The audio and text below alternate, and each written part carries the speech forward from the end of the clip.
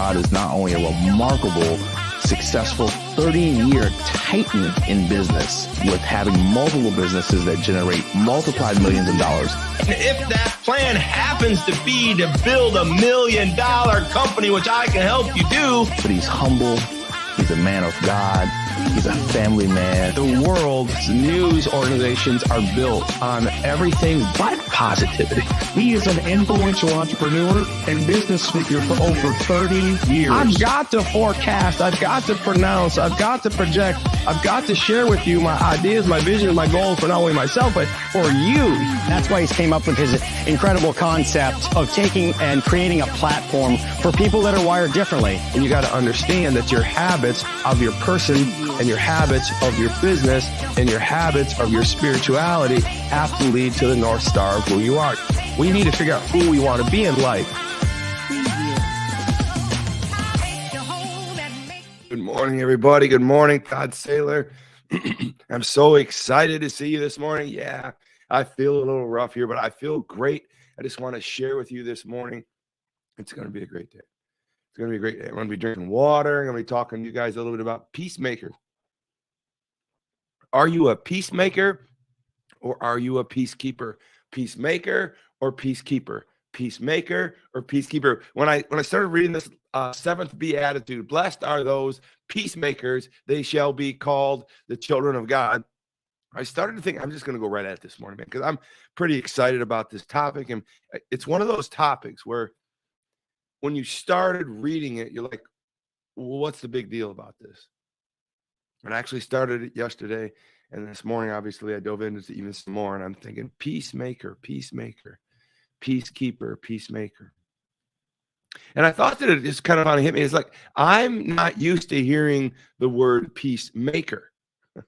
Good morning, everybody. Todd Saylor here, the author of the book, The Brand, The Attitudinal Disorder, Wired Differently. And my job is to love you. My job is to encourage you. My job is to inspire. My job is to move you through your days and help you understand that you do have a better a future ahead of you than sometimes that you think. Remind you that, everybody's better with a coach. We can do better. I can help you become better. People have helped me become better. I want to be able to pass that on. I want you to be able to help others to become better. That's a wired differently trait that I want to share with all of you this morning. And the show's job is to help you to be, do, and think differently. The only way I can really drive people to be, do, and think differently is to basically encourage them in God. I mean, that's the best resource I can give you or tell you about in any situation. Now, I'm going to build you personally. I'm going to build you spiritually. And I'm going to build you profitably. But the key here is that we need to do all these things in conjunction with each other, right? We need to triangulate personal growth, spiritual growth, and profitable growth. So what I do every morning from 7:30 to 8 o'clock is encourage people in those three areas. And so I will always touch in my teachings every morning in your personal growth. I will always touch in your spiritual growth. And then I will be teaching on how that will affect your profitable growth. And that's what I do. I coach people. I am the Wired Differently coach. I'm your America's functional coach, where I coach the entire person, not just the business, not just the spiritual, not just the personal. So here we are this morning. Good morning. Good morning. We're taking everybody through the 8 Beatitudes. Jesus gave an amazing speech at the Sermon on the Mount. We like to talk about, I wonder what his walk-up video was, right? He didn't have one. We kind of wondered what his fanfare was like when he walked up there. He didn't have one. Didn't even have bodyguards. He had nothing. He just walked up there and said, hey, man, I'm going to give you some promises of why I'm here and why God dropped me here and why I am God in the flesh. And I want to tell you how to be the Beatitudes. And we're on the 7th Beatitude. Blessed are the peacemakers, for they shall be God's children. Right there. Matthew 5:9 tells us that. Now, we've been through blessed are the poor in spirit, blessed are those who mourn, blessed are those who are meek, blessed are those who are hungry and thirsty for justice, blessed are those who are merciful, blessed are those who are clean at heart. Plus, now we are on blessed are those that are peacemakers. And so I just want to jump right into it. Good morning, good afternoon, good day to everybody where you're at. I want to just make sure I'm with you in all those things. So, Heavenly Father, I just want you to bless this message today. I want you to, bless these people who are listening. Blessed are the peacemakers that shall be called God's children. So I want to talk about this morning really quick. I want to ask you a very specific question. Are you a peacemaker or are you a peacekeeper?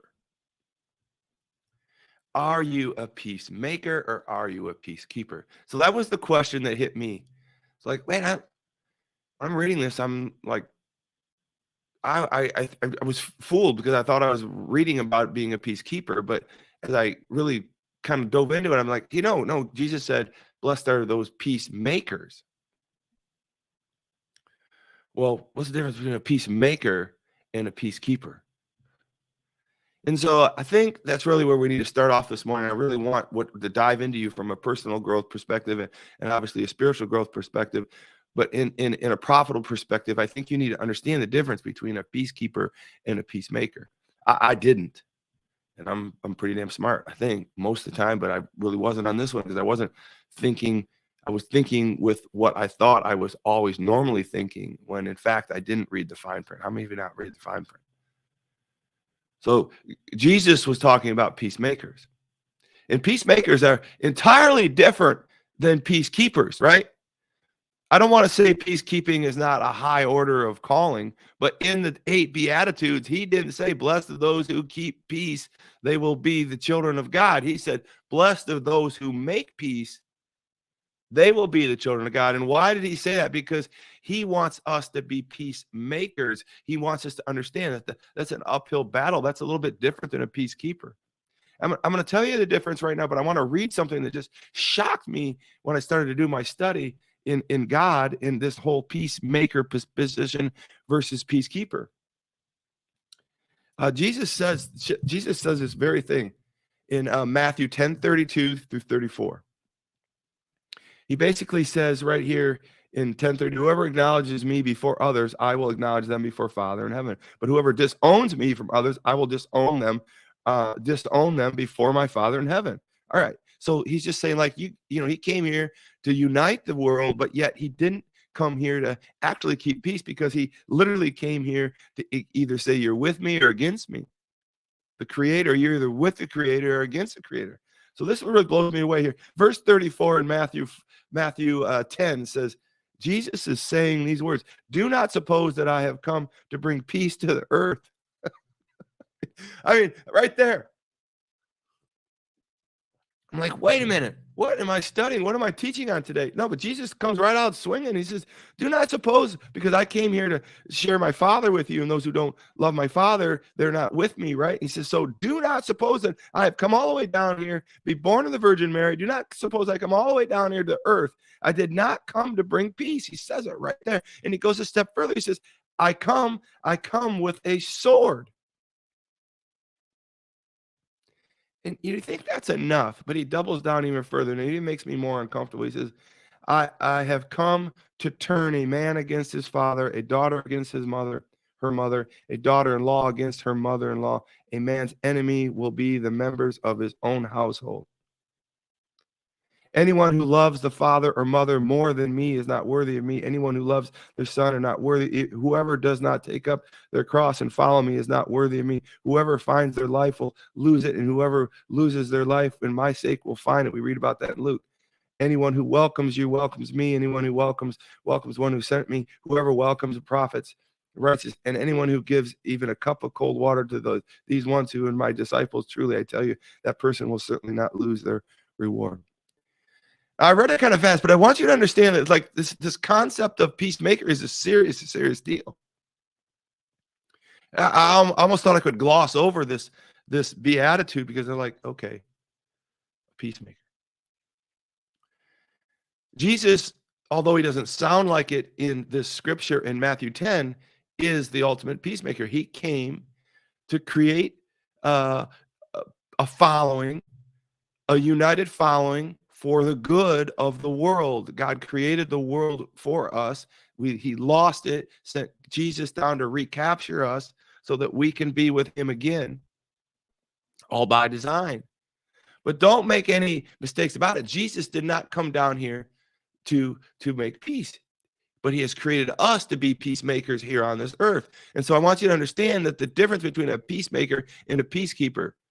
So I just wanted to give you an image of how many of you guys have seen, like, I don't know, a bar fight or something like that. And guys get uppity up and they're pushing each other around. I had one incident when I remember I was at a Detroit Lions football game. By the way, I will be flying to Green Bay tonight to watch the Detroit Lions beat the Green Bay Packers. Yes, beat the Green Bay Packers. Why am I so confident? Well, because there's no other way to be than confident. I feel like we've got a good team. I think we got a good chance. We're playing good. I love my Lions. But I remember in a Lions game, and I remember sitting in a car with a couple of my friends, and right out in front of this Silverdome was kind of a ruckus stadium. It was really hard to kind of explain the stadium, but it was rough and tumble. But a man came out, he was in the headlights of the car after the game, and he'd probably been drinking something. And another man came out, and he'd probably been drinking something, and someone wasn't parking the right way, and they weren't moving around and doing the right things the right way. And all of a sudden, they started to argue. And I was about 2 cars back. We were all trying to get out, and all the headlights were on, and they started to argue a little firmer. And then one guy pushed another guy, another one pushed another guy. And all of a sudden, you could tell it was on like Donkey Kong, man. They were going to let it rip potato chip. I didn't know where it was vicious, and one of them had a lady with him. And I'm like, I got to get up and do something. But before I got up to do something, another guy comes in, a big dude comes in, and he like steps in between them. Like, there's not going to be any fighting here. We've got cars. We got to get this thing moving. Right? And then the guys bristle up, and then they come back down, and then they get in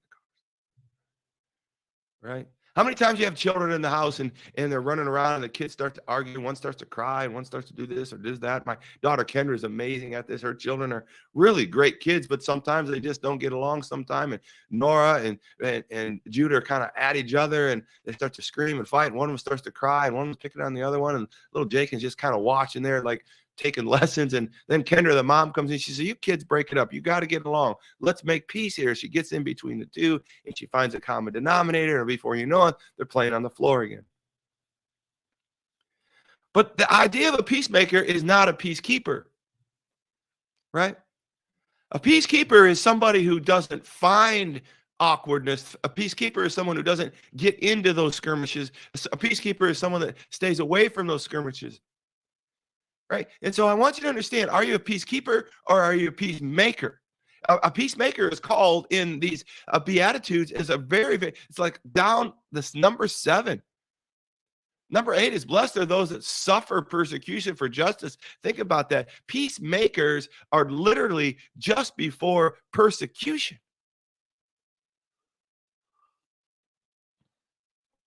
We're not all peacemakers, and we're not all going to be able to stand up in front of and pass that test of persecution. But I will tell you this, we all can try.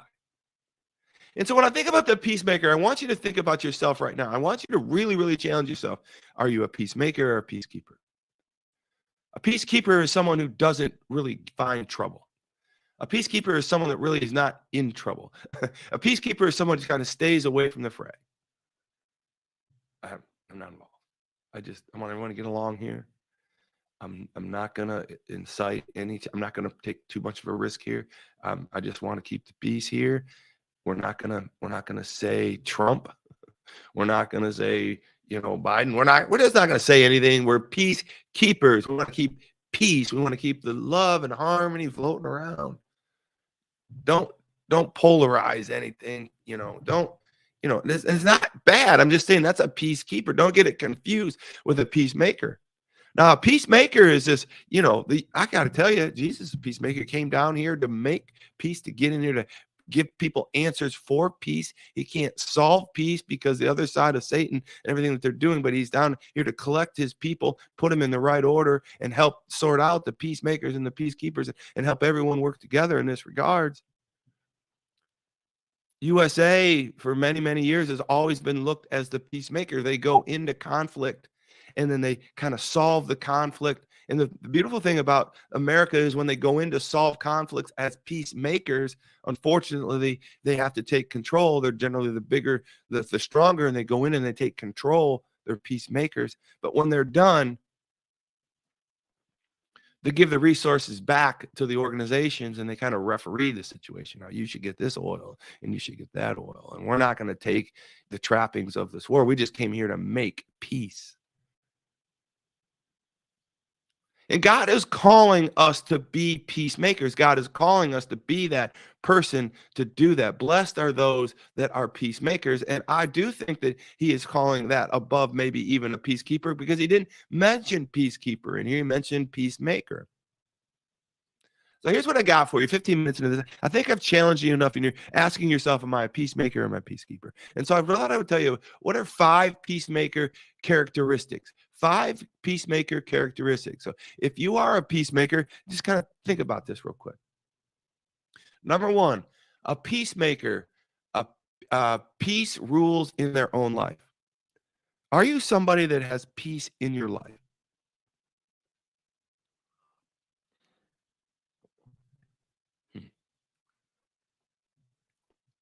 Five characteristics of a peacemaker. God has called us to be peacemakers. Does peace rule in your own life? Number one characteristic of a peacemaker, does peace rule in your life? Do you look for justice? Do you look for righteousness? Do you kind of weigh the balances of things? Are you in your life? Is peace working through your children, your family, your businesses? Are you fair in your pay codes? I mean, are you peaceful and fair in how you pay people in your business? Are you peaceful and fair in how you treat people in your organization? Are you peaceful and fair in how you treat people in your family life, right? Are you peaceful and fair to yourself? Are you at peace with yourself? I mean, number one, peace rules in their life. Those are things that have to be peace oriented to be having peace rule in your life. Number one, if you're 5 characteristics of being a peacemaker, one is peace ruling in your life. Now, I'm going to fall short on all these, just like most of you probably will too. But I would tell you that myself, most of the time, peace rules in my life. But right now, I don't feel at peace, in harmony with my business right now. I have some unsettled peace in some of the businesses that I'm working on, and I've really got to buckle down on. But peace rules in my life because I'm seeking peace. Number 2, peacemakers are active, not passive. Peacemakers are active, not passive. So when you think about a peacemaker, you got to think about that man or that person that goes into the battle, right? Surges into the battle and says, hey, no more fighting here. Come on. You stand back. You stand back. Back off. No more fighting. I'm a peacemaker. You, listen to me. If you guys keep this up, I'm going to bring a whole nother can of whoop ass to split you up, right? Like we're going to bring the bombs and we're going to bring the tanks. If you guys can't get along, we're going to have to come here and straighten this out. I'm a peacemaker. I'm not here. I have no motive. I'm not taking your stuff. I'm not taking your family, your children, your oil, your whatever. I'm not taking your house. Listen, stand back.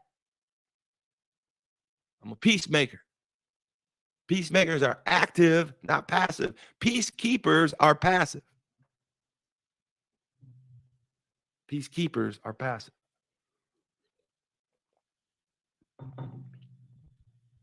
If you're a peacekeeper, you're not even in the fray. You're not even in the battle. There's peace. You're like, oh, I'm going to just stay peaceful. Lord knows we need more peacekeepers out there. But the peacemakers have got to get in. They got to go in. They got to go in. Make peace. Now, here's another one. Number 3. Peacemakers are gentle. Now, how can you go in and ask people to stop fighting but be gentle? Well, because it's the gentleness that both sides can respect. You walk in there and putting guns to everybody's head is not peacemakers. You got to go in there with no weapons. You got to go in there with your hands out. You got to say, I love you so much that I sent my only son to die on the cross for you, right? That's what God said. I love you so much. Now, please, let's make peace. Let's find common ground. Let's do this. But I am a badass. I just want you to know it. I'm a gentle badass, but I am a badass, and you're going to make peace. I'm a peacemaking, gentle badass, right? So just hang on a moment. Stop calling names. Stop making faces. Really, like, give them their toys back. You give them your toy. You give them your. I'm a peacemaker, damn it. But I'm gentle. We're all going to get along. We're going to like it. Number 4, resolute in the truth. Resolute in the truth. The peacemaker is resolute in the truth. They study the truth.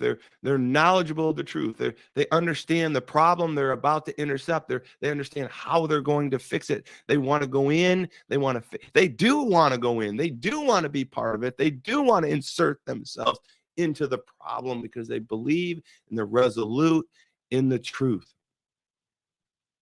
Even though the peacemaker knows that one side probably is more right than the other, they're resolute in the truth, right? They're seeking the truth. They know the truth, but they're willing to eat a crap sandwich a little bit to get sides to get together so they can work it out on their own, right? They're resolute in the truth. And a lot of times that the peacemaker has to be so resolute in the truth that both sides have to respect the fact that they're a peacemaker because they're resolute in the truth, and they've always been true to themselves. They've demonstrated in the past that they've been peaceful and a peacemaker. They've been demonstrating themselves that they've been able to stand on their own 2 feet when someone was persecuting them. They've demonstrated the first 6 Beatitudes. So the people that are in a fracas realize that this person, this dude that's in between them, is representable. He is a quality person. So we better listen, because they stopped swinging for 2 seconds to listen to what the person in the middle had to say, because he was poor in the spirit, because he is a mourner. He is meek, right? Peacekeepers are meek, right? Power under control. Now it's making all kinds of sense, right? Now they hunger and thirst for justice. That's a peacekeeper, right? That's coming to you. The peacekeeper is merciful. He feels sorry for both sides. He wants to give grace to both sides, and he is clean of heart. He or she is clean of heart, right? A peacekeeper demonstrates all these first 6 Beatitude characteristics. This is no joke. I mean, I literally looked at this peacekeeper thing and I thought to myself, man, this is going to be a breeze. I'm not going to have enough content.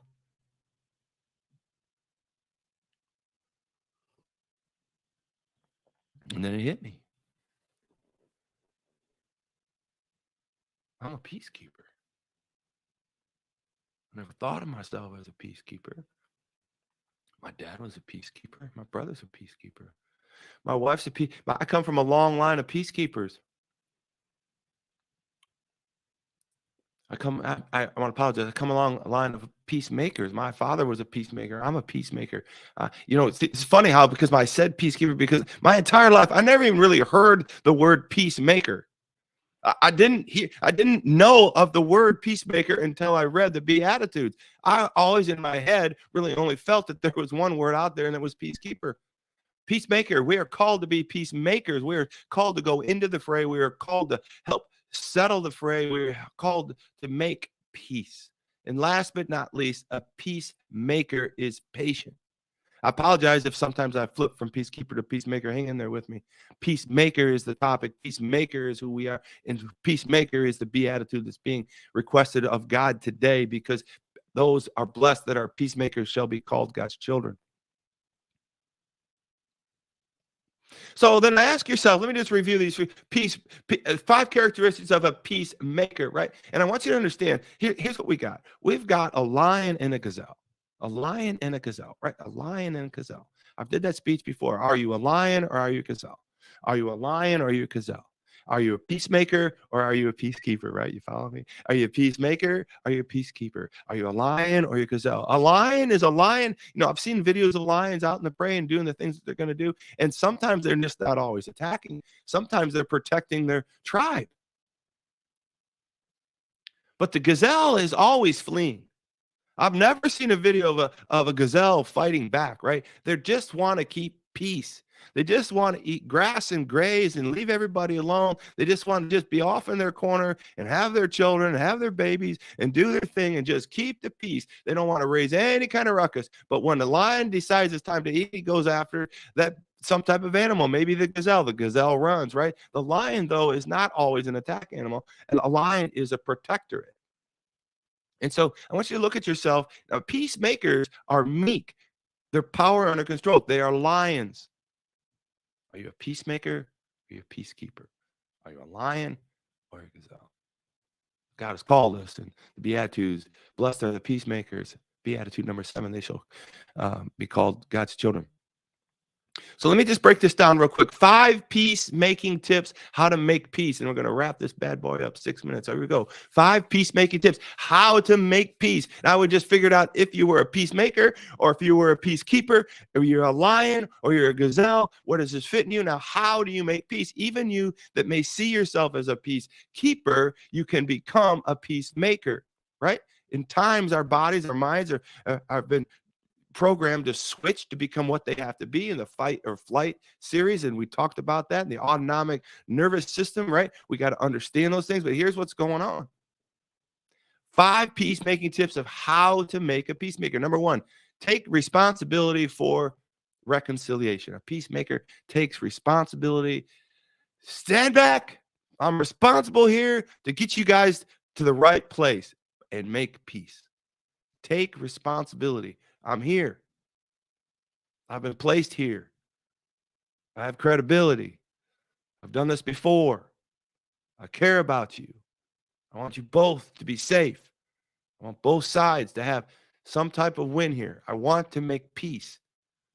No one is going to win on this when everyone gets destroyed. I want to take responsibility. I can help you through this. I am your peace coach, right? I'm your peacemaker coach. Number 1, take responsibility for reconciliation. I'm doing this because that's exactly what I want you to see. A man or a person breaking up a fight is a peacemaker. Number 2, avoid sweeping generalizations. Avoid saying, now listen, Slim, you're an idiot. You should have never done that. You should have never done that. This guy is a better man than you. You are a complete idiot. You should have never done that. You shouldn't have had that 16th beer. You shouldn't have drove that. Avoid sweeping generations. Listen, Slim, we're going to get through this. Everybody kind of makes bad judgments. That's slick. You've probably made some bad judgments in your life before, right? Can you remember those, right?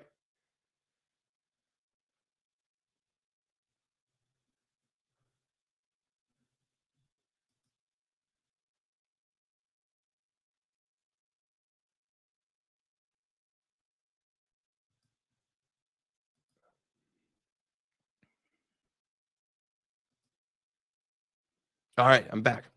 I hope I didn't lose anybody. Okay, my camera, my new camera shut down. So listen, get back. We're peacemaking. Take responsibility, recognize, avoid sweeping generalization. Number 3, cultivate a gentle spirit. That's this whole idea of being gentle. Listen, I've been there before, Slick. I remember when my dog died. I was really, really sad. I really, really mourned it. Listen, Slim, I remember when I ran off the road and I unfortunately hit the first animal I ever hit. It was a bunny rabbit, and I really felt bad. It was a pet bunny rabbit, something of that nature. They're gentle, cultivate spirit, right? Go with me on this. Be patient with others. Listen, this is going to take some time. Peacemakers take their time. They're patient with others. And last but not least, don't vent about others. Don't vent about others. Listen, when you're a peacemaker, you can't pick sides.